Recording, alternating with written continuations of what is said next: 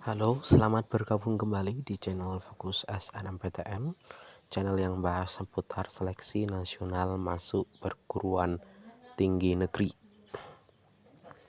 Kali ini saya akan membahas secara lengkap mengenai sertifikat untuk dilampirkan saat seleksi SNMPTN nanti. Simak sampai akhir dan jangan sampai terlewat satu kata pun. Untuk yang pertama, sebelumnya saya akan bahas mengenai ketentuan sertifikat yang akan dilampirkan dalam SNMPTN.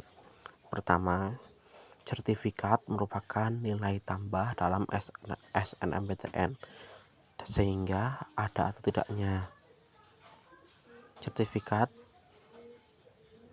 tidak berpengaruh sangat besar, tetapi tetap mempengaruhi hasil.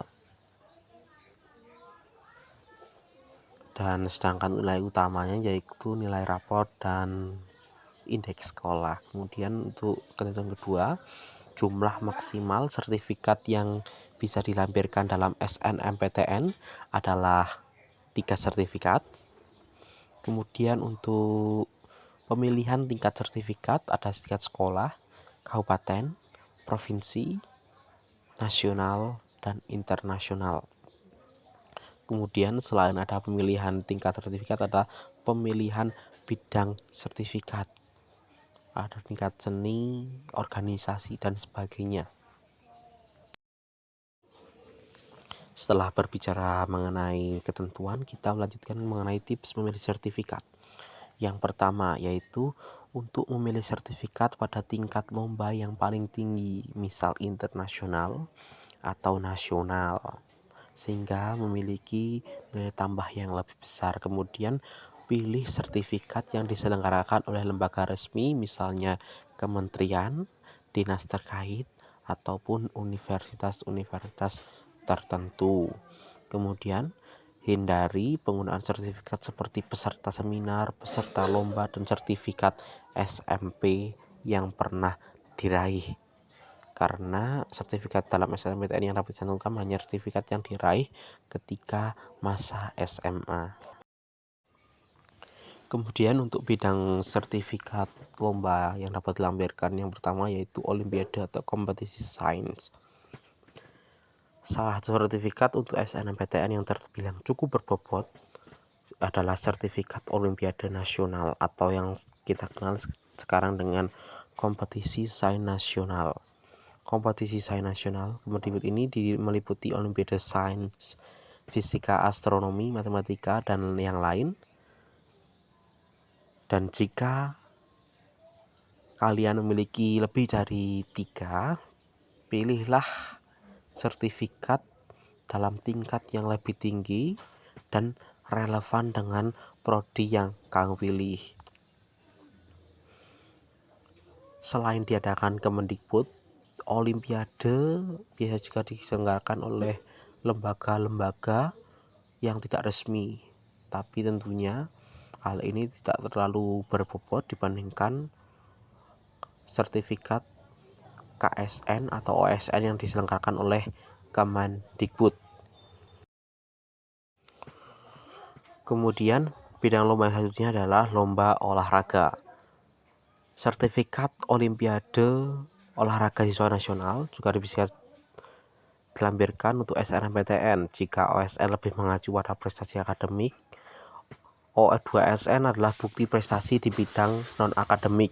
Sertifikat O2SN bisa diperoleh dari kejuaraan atletik, puncak silat, karate, renang, bulu tangkis, atau yang lain. Dan seperti OSN, O2SN sebaiknya dilampirkan adalah sertifikat pada tingkat kompetisi yang lebih tinggi, misal nasional, provinsi, untuk memperbesar nilai tambah. Bidang lomba yang selanjutnya adalah lomba seni. Lomba seni yang paling bergengsi di Indonesia adalah FLS 2N karena diselenggarakan oleh lembaga resmi.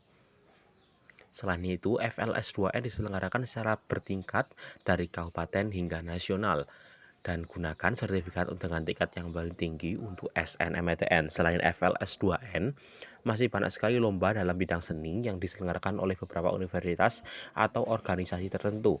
Meskipun kompetisinya tidak sebesar FLS 2N, namun masih bisa dilampirkan untuk untuk SNMPTN.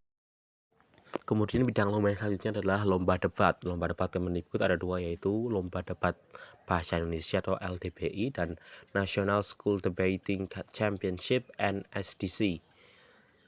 LDBI menggunakan format Asian Parliamentary Debate, sedangkan NSDC menggunakan format World Schools Debate. Jika memenangkan lomba ini, khususnya NSDC, tak hanya akan memperoleh sertifikat, 15 best speaker NSDC akan mengikuti seleksi delegasi Indonesia untuk World Schools Debate Championship. Kemudian untuk sertifikat yang selanjutnya adalah sertifikat organisasi.